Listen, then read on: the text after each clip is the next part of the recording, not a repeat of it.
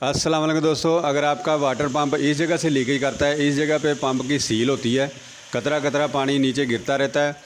अगर आप उसे रिपेयर नहीं करते तो पंप के जो वायरिंग होते हैं वो भी ख़राब हो जाते हैं और साथ मोटर के अंदर पानी चला जाए तो मोटर भी शार्ट हो जाती है, फिर मोटर जल जाती है, ज़्यादा खर्चा हो जाता है। इससे बेहतर यही है कि आप 300 से 400 रुपये में पंप को खुद रिपेयर कर सकते हैं। मेरी वीडियो देख के आपके पास 1000 होने चाहिए। अगर आपके पास 1000 होंगे तो मेरी वीडियो देख के बिल्कुल ईजी से आप कर सकते हैं।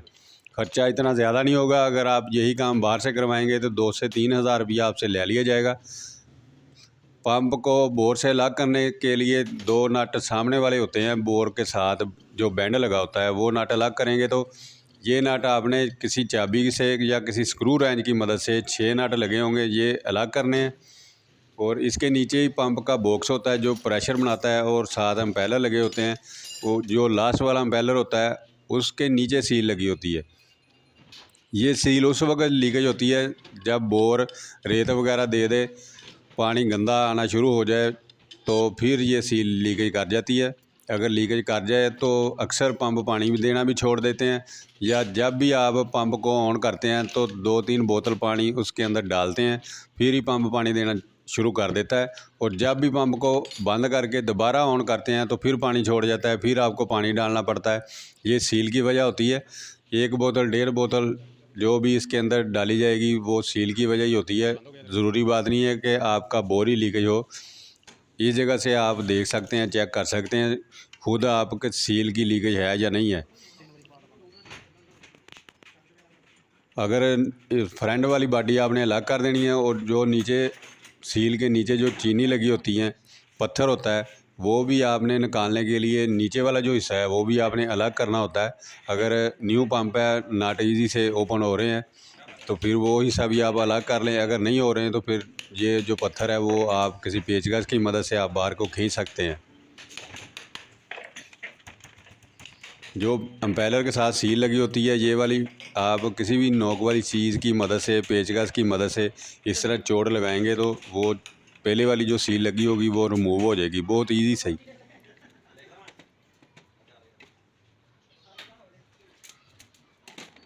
ये जो पत्थर लगा होता है ये भी आपने किसी पेचकस की मदद से ऊपर को खींचेंगे तो ये भी रिमूव हो जाता है बहुत ईजी से, और मैजिक की मदद से ये फिक्स होता है। अगर वीडियो अच्छी लगी तो लाइक ज़रूर कर देना। अगर आइंदा वीडियो देखना चाहते हैं तो चैनल को सब्सक्राइब कर लेना। मैं आपको प्लम्बर वर्क, इलेक्ट्रिशियन और होम वर्क सिखा रहा हूँ ताकि आप मेरी वीडियो देख के घर का काम खुद कर सकें।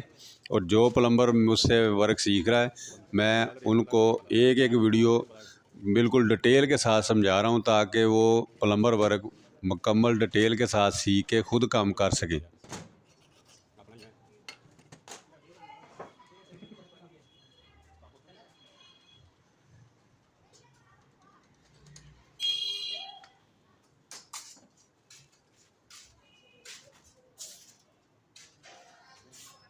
ये जो सील का पत्थर होता है ये बिल्कुल प्लेन सतह पे रखना होता है। ये टेढ़ा मेढ़ा नहीं लगाया जाता, फिक्स नहीं किया जाता। अगर आप टेढ़ा मेढ़ा लगा लेते हैं तो सील इसकी दोबारा लीकेज कर जाएगी 2-3 दिन बाद, तो फिर आपको दोबारा सील डालनी पड़ेगी। आपने ये जो नीचे पत्थर फिक्स करना है सील का, ये लाजमी बात है, आपने गौर से बिल्कुल प्लेन सतह पे और सीधा फिक्स करना है। और एम्पेलर के ऊपर जैसे आपने रिमूव किया था उसी तरह ही आपने मैजिक ही लगा के ऊपर सील रख के और उसी तरह ही आपने चोट लगाएंगे तो वो सील दोबारा उसी के एम्पेलर के अंदर फिक्स हो जाएगी।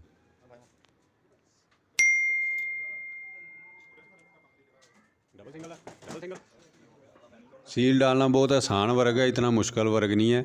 लेकिन प्लम्बर लोग अक्सर मैंने देखा है, प्लम्बर लोग 80 से 90% जो हैं वो पंप को रिपेयरिंग करते ही नहीं हैं। ये इलेक्ट्रिशियन ही ज़्यादातर कर रहे हैं और अगर आप इलेक्ट्रिशियन से करवाते हैं तो वो मोटर वाइंडिंग, सील और वायरिंग वगैरह डाल के 6 से 7 हज़ार रुपये ले लेते हैं। लेकिन मोटर वाइंडिंग वगैरह अगर करना चाहते हैं तो वो आप 2000 से 2200 रुपये में मोटर वाइंडिंग कर सकते हैं। और वायरिंग और सील अगर डालना चाहते हैं तो वो आपका ख़र्चा तकरीबन 600 से 700 रुपये आएगा। अगर आप यही काम बाहर से करवाएंगे तो आपसे 3000 रुपया ले लिया जाएगा।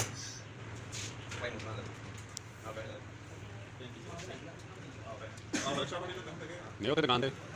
पत्थर इसका जो सील का पत्थर है वो फिक्स करने के बाद मैजिक इसके ऊपर भी लग जाती है, वो भी आपने किसी कपड़े की मदद से अच्छे से क्लीन करना है ताकि पत्थर आपको बिल्कुल साफ़ नज़र आए। क्योंकि सील इसके ऊपर फिक्स होनी है। सील को जब आपने फिक्स करना है तो थोड़ा सा ऑयल आपने सील के ऊपर लगा के फिर ये इम्पेलर को टाइट करना होता है।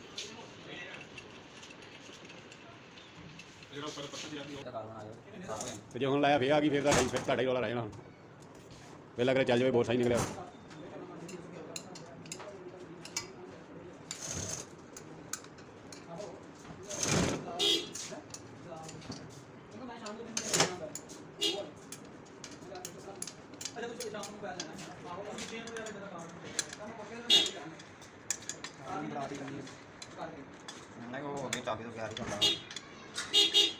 वो बाहर गई है, देखो गड्डी अपनी नहीं वो बैठा हाँ भी लगा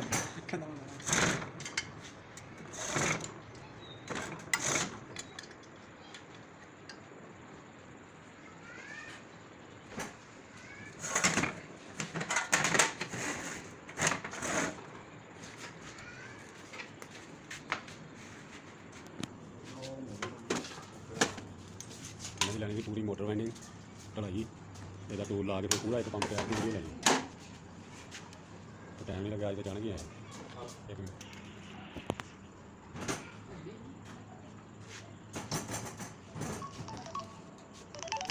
अस्सलामुअलैकुम जान हटा दे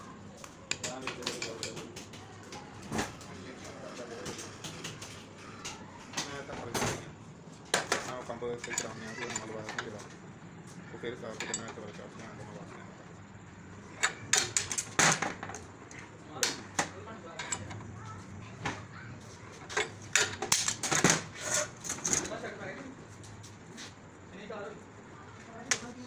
इम्पेलर के ऊपर ये वाली स्नोकर भी होती है, इसका काम होता है प्रेशर बनाना। पंप के अंदर ये फिक्स होती है। आपने जब भी पंप को इंस्टॉल किया होगा 2-3 साल तक आपको पंप ने हाई प्रेशर दिया होगा, फिर अचानक से पानी डाउन हो गया होगा, आपको पंप का प्रेशर बहुत कम लग रहा होगा। इसकी वजह ये भी होती है, ये स्नोकर वगैरह टूट जाए तो फिर भी पानी कम हो जाता है। तो आपने यही स्नोकर निकाल के किसी भी सैंडविच शॉप से उसी साइज़ की लाकर फिक्स कर देनी है। आपकी जो प्रॉब्लम वो होगी वो सॉल्व हो जाएगी। और पंप के ऊपर जो रेगुलेटर लगा होता है उसकी भी प्रॉब्लम बन जाती है प्रेशर कम होने की। अगर वो भी ठीक है, बोर की वजह भी बन सकती है, वो भी ठीक है, तो फिर आपने पंप ही चेक करना है। पंप के अंदर ये स्नोकर होती है, इसे आपने रिपेयर करना होता है, तो आपके पंप का जो प्रेशर है वो ठीक हो जाएगा। और उसकी बैक साइड जो इम्पेलर होता है उसके पीछे सील लगी होती है और उसके पीछे वायरिंग होती है। और वायरिंग इस पंप के कैसे डालते हैं वो मैं नेक्स्ट वीडियो आपको दे दूंगा। अगर वो भी आप डालना सीखना चाह रहे हैं तो चैनल को सब्सक्राइब ज़रूर कर देना। वो भी आप तकरीबन 300 से 400 रुपये में, ज़्यादा से ज़्यादा 500 रुपये में आप डाल सकते हैं। और बहुत इजी से आप वायरिंग डालना भी बहुत आसान है। आप मिलते हैं नेक्स्ट वीडियो में किसी और टॉपिक में। अगर आपको कोई वर्क सीखना है, कोई आपको समझ नहीं आ रही बात, तो कमेंट बॉक्स में मुझसे पूछ सकते हैं, मैं उसी टॉपिक में आपको वीडियो बना दूँगा।